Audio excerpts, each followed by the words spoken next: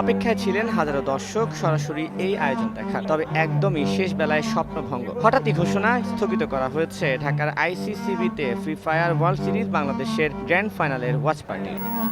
FFBC tournament Bangladesh 2025, যেটার final হয় অক্টোবরের 3 এবং 4 তারিখে। কিন্তু এই ফাইনাল নিয়ে হয়ে যায় অনেক কাহিনী। ঢাকাতে গ্র্যান্ড ফাইনালের ওয়াচ পার্টির আয়োজন করা হয়, অডিয়েন্স তো সেই খুশি, এইটা অডিয়েন্স পুরো হাইপে তুলে ফেলে। ঠিক তখনই ওইখানে এন্ট্রি নেয় প্রশাসনের ভাইয়েরা, এসে বলে এখানে এসব বালছালের ইভেন্ট করতে দেওয়া হবে না। কিন্তু পরে বলে হতে দেওয়া যেতে পারে, তবে একটা শর্তে। কি ভাবতেছো শর্তটা কি? ওইটাই তো টুইস্ট। নড়ে চড়ে বসে পড়ো, তোমাদেরকে সবকিছু ক্লিয়ার করতেছি। এমনকি এই গ্র্যান্ড ফাইনালে যে আরএসকে টিম চ্যাম্পিয়ন হয়, সেই টিমকেও নাকি গ্লোবাল খেলতে যেতে দিবে না। তারা যে বাংলাদেশকে রিপ্রেজেন্ট করার জন্য গ্লোবাল খেলতে ইন্দোনেশিয়া যাবে, কিন্তু তাদেরকে নাকি যেতে দিবে না, এমনটাই শুনতেছি। কেন যেতে দিবে না, কেনই বা ঢাকাতে ওয়াচ পার্টি করতে দেওয়া হয় নাই, সেই সব রহস্যের উন্মোচন করবো আজকের এই ভিডিওতে। তো চলো গুরু, ভিডিওটাতে একটা লাইক মেরে ভিডিওটা করি শুরু। আর হ্যাঁ শোনো, ভিডিওতে যাওয়ার আগে তোমরা একটা কাজ করতে পারো। আমাদের পাবলিক টেলিগ্রাম চ্যানেলে জানুয়ারির 1 তারিখে একটা আইফোন 17 প্রো ম্যাক্স গিভওয়ে করা হবে, যেটা কিন্তু 2024 সালের জানুয়ারিতেও একটা করা হয়েছিল। গ্রুপের কোনো একজন অ্যাক্টিভ মেম্বারকে কিন্তু আমরা এই গিভওয়েটা করে দিব। এটা যদি তোমরা মিস না করতে চাও, এখন ডিসক্রিপশন বক্স এমনকি কমেন্ট বক্সের পিন কমেন্টে থাকা লিঙ্কে ক্লিক করে গ্রুপে জয়েন হয়ে যেতে পারো। এমনকি ফ্রি ফায়ার প্লেয়ারদের জন্য এখানে প্রতি সপ্তাহে কিন্তু 10,000 ডায়মন্ডের একটা গিভওয়ে করা হয়। আর যেহেতু এটা একটা ট্রেডিং চ্যানেল, সেহেতু তোমরা এখান থেকে ট্রেডিং শিখে, ট্রেডিং বুঝে কিন্তু ইনকামও করতে পারবা। এত অপরচুনিটি তোমরা মিস ক্যান করবা। জাস্ট 2 থেকে 3 সেকেন্ড লাগবে, লিঙ্কে ক্লিক করো এন্ড গ্রুপে জয়েন হয়ে যাও। বাংলাদেশ, এটা ভাই এমন একটা দেশ, যে দেশে জন্মানোর কারণে প্রতিটা মুহূর্তে তুমি আফসোস করতে থাকবা। তুমি মনে মনে সবসময় এটাই বলতে থাকবা যে শালা কই জন্মাইলাম, কি হইতেছে এটা আমার সাথে। দেখো ভাই, বাংলাদেশ এমন একটা জায়গা যেখানে চারিদিকে সিন্ডিকেট আর সিন্ডিকেট। শালা এমন একটা অবস্থা যে এখানে পানির সাথেও সিন্ডিকেট বের হয়। এখানে ক্রিকেটের সিন্ডিকেট, ফুটবলের সিন্ডিকেট, এমনকি এই ভেঞ্চুদেরা ফ্রি ফায়ার নিয়েও সিন্ডিকেট করতে ছাড়ে নাই, যেটা শুধুমাত্র একটা ব্যাটেল রয়্যাল ফোন গেম। হালার পুতেরা এইটা নিয়েও এই দেশে সিন্ডিকেট করে। আর এই দেশের রাজনীতি, এইটাতে তো পুরাই সিন্ডিকেটের প্যাকেজ। শালার কি বলবো ভাই, এই দেশে প্রেম নিয়েও সিন্ডিকেট হয়। একজন প্রপোজ করে তো আর 5 জন ওইটাকে পুন মারার চেষ্টা করে। বাঙালিরা নিজেদের দেশে সিন্ডিকেটের উপরে থাকে, আবার বাইরের দেশে গিয়ে নিজেরাই সিন্ডিকেট মারা খায়। রিসেন্টলির কাহিনী আমার মনে হয় তোমরা খুব ভালো মতোই জানো। ইন্ডিয়ান একটা টুর্নামেন্ট থেকে বাংলাদেশের 2টা সেরা পিসি স্কোয়াডকে কোনো প্রকার কোনো প্রমাণ ছাড়া হ্যাকার বলে বের করে দিছে। তাও আবার ফাইনাল শুরু হওয়ার মাত্র 10 মিনিট আগে। কি মনে হয় তারা আসলে হ্যাক ইউজ করে গেম প্লে করতেছিল, যার কারণে টুর্নামেন্ট থেকে বের করে দিছে? আরে ভাই না, এটা একটা সিন্ডিকেট। বাইনচোদ দাদা বাবুদের এলাকায় খেলতে গেছো আর ওই হালার পুতেরা চুরি সিন্ডিকেট করবে না? এটা হইতেই পারে না। ক্রিকেট, ফুটবল এইসব নিয়ে ছাড়ে না, আর এটা তো শুধুমাত্র একটা ফ্রি ফায়ার গেম। যে বোকাসোদা দাদা বাবুদের রক্তে চুরি সিন্ডিকেট লেখা আছে, তারা তো চুরি সিন্ডিকেট করবেই। আর ওরা তো আমাদেরই মামাতো খালাতো ভাই, এক সময় তো আমরা একসাথেই ছিলাম। এই তো আমরা আলাদা হয়েছে 1947-এ। মাত্র এই কয় বছরে কি আর স্বভাব পাল্টায়?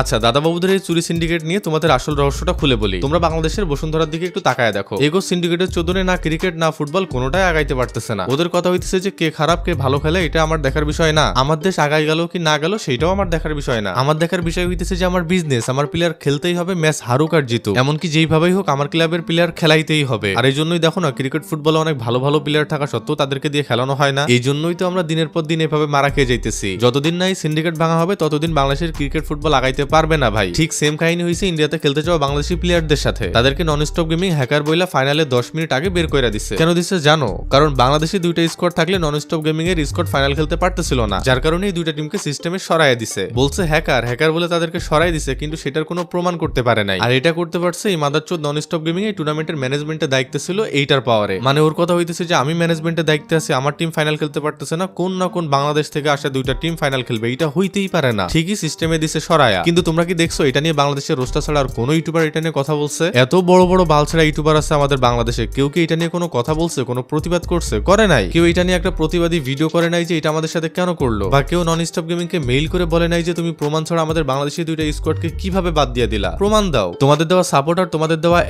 এত ভালোবাসার ইউটিউবাররা যখন তোমরা পুন মারা খাইতেছো, তখন তোমাদের পাশে এসে দাঁড়াইতেছে না। এটা কিছু হইলো? তোমরা এত সাপোর্ট করো, এত ভালোবাসো, কিন্তু তোমরা যখন পুন মারা খাও তখন তারা এসে তোমাদেরকে সাপোর্ট দেয় না। কোন বালের ইউটিউবার গো তাহলে ভাই এত সাপোর্ট দাও? যাই হোক, ব্যাপার না, ওরা না বললো আমরা আছি অ্যাডভান্স সাকিব এইচটিসি, আমরা সবাই এটা নিয়ে কাজ করতেছি, জাস্টিস আমরা আনবই। সবই তোমরা সামনে ইনশাল্লাহ জানতে পারবা। ইন্ডিয়ান অডিয়েন্সদের প্রতি সম্মান রেখেই বলতেছি। আমি জানি আমার অনেক ইন্ডিয়ান ভাই ব্রাদার আছে যারা আমার ভিডিও দেখে। দেখো ভাই, আমি যেই কথাগুলো বলছি সবার উদ্দেশ্যে কিন্তু বলি নাই। আমি বলছি কিছু মানুষকে, মানে নন স্টপ গেমিং এর মতো কিছু মাইন্ডের মানুষকে নিয়ে কথা বলছি। আমি জানি তোমরা এটা বুঝতে পারবা, এমনকি এটা নিয়ে তেমন কিছু মনে করবা না।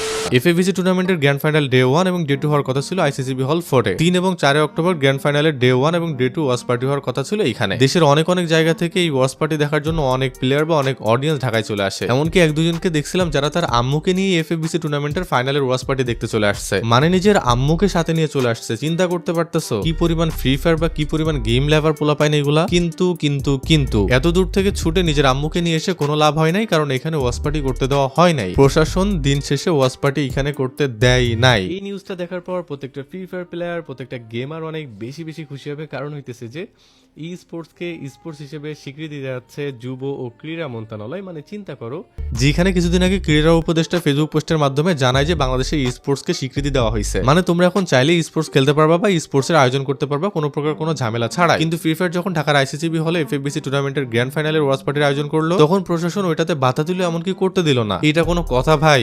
এটা কোনো কথা? এখন কি জন্য প্রশাসন ওয়াচ পার্টি করতে বাধা দিল এটা তোমাদেরকে ক্লিয়ার করি। আইসিসিবি হলে প্রশাসন আসে, এমনকি বলে এখানে কি হইতেছে। তখন প্রশাসনকে বলা হয় এখানে ফ্রি ফায়ার গেমের একটা টুর্নামেন্টের ফাইনাল ওয়াচ পার্টির আয়োজন করা হয়েছে। তখন প্রশাসন বলে ফ্রি ফায়ার এই গেমটা তো বাংলাদেশে ব্যান। হ্যাঁ আমিও জানি, প্রশাসনের মতো তোমরাও এতদিন এইটাই জানতে চাই ফ্রি ফায়ার বাংলাদেশ থেকে ব্যান করে দেওয়া হয়েছে, ফ্রি ফায়ার বাংলাদেশে ব্যান। কিন্তু মজার ব্যাপার কি জানো, ফ্রি ফায়ার গেমটা বাংলাদেশে কখনো ব্যানই হয় নাই। এই ফ্রি ফায়ার গেমটাকে রেস্ট্রিক্টেড করে রাখা হয়েছিল। মানে তোমরা যে এতদিন জানতা যে ফ্রি ফায়ার ব্যান, বা এতদিন যে তোমরা বলতে যে বাংলাদেশে ফ্রি ফায়ার ব্যান করে দেওয়া হয়েছে, ফ্রি ফায়ার ব্যান, এইটা একটা ডাহা মিথ্যা কথা, যেটা আমি তুমি এমনকি প্রশাসনও হয়তো বা প্রথমেই জানতে পারলো। তারা তখন প্রশাসনকে বলে যে এই গেমটা তো কখনো ব্যানই হয় নাই, গেমটা একটা টাইমের জন্য রেস্ট্রিক্টেড ছিল, কিন্তু সেই টাইমটা চলে গেছে। তখন প্রশাসন অফিসিয়ালদের কাছে বলে রেস্ট্রিক্টেড টাইম যখন চলে গেছে তখন লিগাল নোটিশ আমাদেরকে দেখান, তাহলে আমরা কোনো ঝামেলা করবো না, এমনকি এখানে ওয়াচ পার্টি করতে দিব। কিন্তু অফিসিয়ালরা লিগাল নোটিশ দেখাইতে পারে না, কারণ এই বোকাচোদা মডারেটর, অ্যাডমিন বা অফিসিয়ালরা ফ্রি ফায়ারের রেস্ট্রিক্টেড টাইম চলে গেলেও হাইকোর্ট থেকে কোনো লিগাল নোটিশ তুলে নাই। কিন্তু পাবজির অফিসিয়াল অ্যাডমিন বা মডারেটর হাইকোর্ট থেকে ঠিকই রেস্ট্রিক্টেড টাইম চলে যাওয়ার পরপরই লিগাল নোটিশ তুলছে, কিন্তু ফ্রি ফায়ারের অফিসিয়ালরা সেটা করে নাই, যার কারণে এখানে ওয়াচ পার্টিটা করতে দেওয়া হয় নাই। এই যে 3 তারিখ 4 তারিখ এফএফবিসি গ্র্যান্ড ফাইনালে ওয়াচ পার্টিটা করতে দেওয়া হয় না, এটার ডোজ যদি তোমরা দিতে চাও তাহলে ফ্রি ফায়ারের যেসব বাংলাদেশে অ্যাডমিন মডারেটর আছে এইসব বাঞ্চদেরকে দিতে পারো, কারণ এই বোকাচোদারাই ফ্রি ফায়ারের রেস্ট্রিক্টেড টাইম চলে যাওয়ার পরও হাইকোর্ট থেকে কোনো প্রকার কোনো নোটিশ তুলে নাই। ফ্রি ফায়ারের এইসব অফিসিয়াল মাদারচোদেদের আলসামি, এমনকি এদের অনাগ্রহের কারণে তোমরা এত কষ্ট করে ঢাকা যাওয়ার পরও, তোমাদের আম্মুদেরকে নিয়ে যাওয়ার পরও তোমরা ওয়াচ পার্টিটা করতে পারো নাই। আরে ভাই, এইসব অফিসিয়াল খানগির পোলারা এরা জীবনও ভালো হবে না, এরা আগে থেকে কাহিনী করে আসতেছে, এমনকি এখনো করতেছে। আর কি কাহিনী করতেছে তোমরা যারা আগে থেকে ফ্রি ফায়ার নিয়মিত খেলো তোমরা খুব ভালো মতোই জানো। আর একটা নিউজ তোমাদেরকে দেই, এইটা আমার একটা ভাই ব্রাদারের থেকেই নেওয়া, যে সেখানে উপস্থিত ছিল। আমি ফার্স্টেই বলছিলাম যে একটা শর্ত দেওয়া হয়েছিল, পরবর্তীতে এটা বলা হয়েছিল তোমাদের কাছে লিগাল নোটিশ না থাকলেও তোমরা এখানে ওয়াচ পার্টি করতে পারবা, কিন্তু সেইটার জন্য তোমাদেরকে মাল দেওয়া লাগবে, মাল। মানে বুঝতেই পারতেছো আমি কিসের কথা বলতেছি, টাকার কথা বলতেছি। ভাই যদিও আমি এই নিউজটা একজনের থেকে পাইছি, কিন্তু আমি এটা 100% বিশ্বাস করি, কারণ ভাই এটা হইতেছে যে বাংলাদেশ, এখানে খুনের আসামির পক্ষে উকিল পাওয়া যায়, ধর্ষকের পক্ষের উকিল পাওয়া যায়, লিগালকে আনলিগাল আর আনলিগালকে লিগাল করা যায় টাকা দিয়ে, কারণ ভাই আমাদের রক্তে মিশে আছে দুর্নীতি, সিন্ডিকেট, চুরি, আমরা তো এগুলো করবোই। যেখানে খুন আর ধর্ষণের পক্ষে উকিল পাওয়া যায়, লিগালকে আনলিগাল করা যায়, সেখানে এটা তো শুধুমাত্র একটা ফ্রি ফায়ার গেমের ওয়াচ পার্টির আয়োজন, এটাকে খুব সহজেই টাকা দিয়ে আনলিগাল থেকে লিগাল করা যেত। সো আমি যে নিউজটা পাইছি ওয়াচ পার্টি করার জন্য টাকা চাইছিল বা চান্দা বা ঘুষ চাইছিল, এটা আমি মনে প্রাণে বিশ্বাস করি। জন্মগ্রহণ করছি বাংলাদেশে, প্রত্যেকটা নিউজ দেখতেছি, বাংলাদেশের প্রত্যেকটা মানুষকে চিনি, কি হয় না হয় সেটা তো খুব ভালো মতো জানি। সো এই নিউজটা যে পাইছিলাম এটা আমি মনে প্রাণে বিশ্বাসও করি। আরেকটা জিনিস তোমাদেরকে ক্লিয়ার করি, সেটা হইতেছে যে টিম আরএসকে নাকি গ্লোবাল খেলতে যেতে পারবে না, এমন নিউজ তোমরা অনেক জায়গা থেকে দেখতেছো বা শুনতেছো, আমি নিজেও এটা দেখতেছি। এটা তোমাদেরকে একটু ক্লিয়ার করি বা ক্লিয়ার করা দরকার। টিম আরএসকে যে গ্লোবাল খেলতে ইন্দোনেশিয়া যাইতে পারবে না এমন কোনো নির্ভরযোগ্য নিউজ আমি এখনো পর্যন্ত পাই নাই। তার মানে তোমরা এতদিন যা শুনতেছো বা যা দেখতেছো সেগুলো সম্পূর্ণই মিথ্যা। টিম আরএসকে গ্লোবাল খেলতে ইন্দোনেশিয়া যাবে, এমনকি তারা বাংলাদেশকে রিপ্রেজেন্ট করবে ইনশাআল্লাহ। তো যাই হোক গাইস, এই ছিল আজকের ভিডিও। আই হোপ ভিডিওটা তোমাদের ভালো লাগছে। তো দেখা হচ্ছে তোমাদের সাথে নেক্সট কোনো ভিডিওতে। এর মধ্যে সকলে ভালো থাকবা, সুস্থ থাকবা। ওকে, আল্লাহ হাফেজ।